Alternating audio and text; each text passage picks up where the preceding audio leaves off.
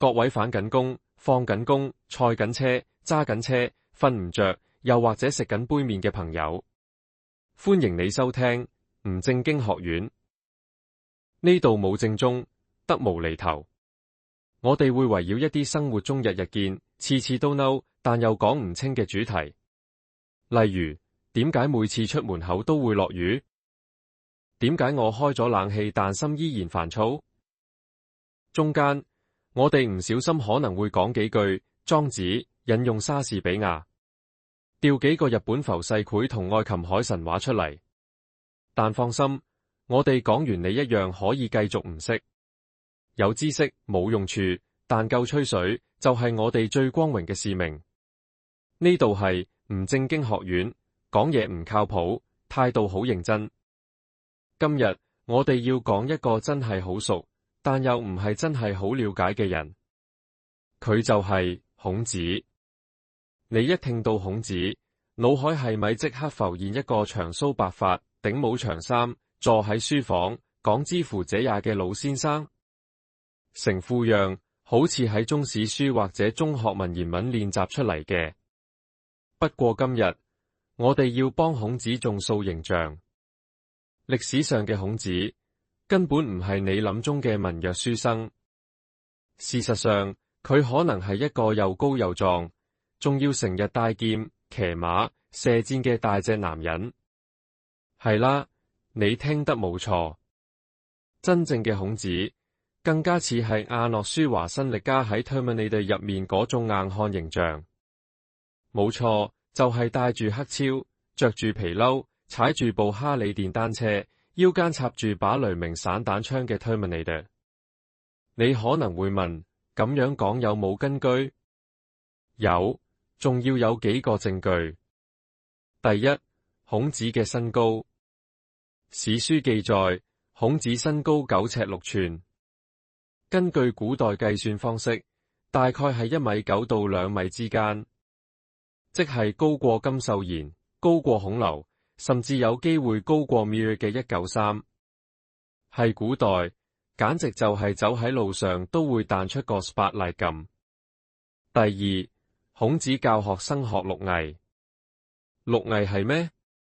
包括禮儀、音樂、射箭、駕駛馬車、書寫同計算。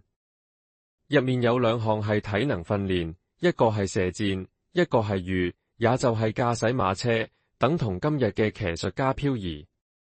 你諗下，一個整天射箭、馳騁沙場、操控馬匹嘅人，冇實力點得？肯定係大隻兼操得。第三，佢唔止係文人，佢仲係帶兵走江湖。你知唔知孔子其實唔止一次離開魯國，周遊列國？佢一帶就係成班學生，長途跋涉，走入異地，啲地方唔係開放城市，唔係有咖啡飲有 WiFi 用，係要打雜、行山、避野獸，仲有可能會俾賊人劫。喺呢啲情況底下，孔子係帶住劍出行，唔係配件，唔係用嚟扮型，係真，係用嚟保命。你以為佢係隨身帶文具？唔係，係武器。咁你話啦，咁樣嘅人到底係文弱書生，定係周朝 version 嘅硬漢型男？你以為我講笑？其實《論語》入面真係有好多句講佢注重身體、注重儀容、注重動作。舉幾句你聽下。孔子話：君子正其衣冠，尊其瞻視，意思係君子要着衫得體，連眼神都要正經。又例如冠必正，應不正不正冠，意思係頂帽歪咗就唔啱，唔啱就唔戴。你會發現佢唔係隨便着波鞋短褲出街嗰種人，佢係堅持細節嘅人。換句說話講，孔子係咩人？係一個着得靚、行得穩、講得正嘅男人。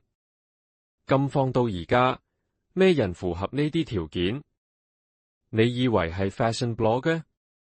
唔係，係黑超皮褸電單車戰士，就係 Terminator 阿諾舒華辛力加。你想象一下，孔子如果生活喺今時今日，會係點？我想象嘅畫面係咁樣：清早5點半起身跑步，做3組伏地挺身，煮一杯黑咖啡，唔落糖，然後開住一部哈里電單車，慢慢踩入城市，戴副墨鏡，皮褸拉到盡頭，腰間插住一把雷明燈散彈槍。之後佢喺一間茶餐廳落腳，叫咗一杯凍檸茶，打開平板，寫下今日嘅一句名言：人無信不立，飲無糖不見。夠晒形象，夠晒現代，仲夠晒型格。如果你覺得我講得太誇張，其實唔係我誇，係因為好多人對孔子嘅形象早已經俾課本同老套劇集邪讀咗。以前啲書成日將孔子畫到好似一個3年冇洗頭嘅老夫子，坐喺度淨係識念書，乜都唔識。但實情係，佢既係思想家，亦係行動派。如果真係要拍一套孔子傳記，我唔會建議 Netflix， 我建議由 Christopher Nolan 導演拍一套叫做《孔子：風中劍影》。預告片可以咁開場，佢帶住30個學生走過6個國家，唔係為咗教書，而係為咗重建失落嘅道德標準。佢嘅劍只為守護正義。背景音樂一出，低沉男聲講出一句：我欲證明。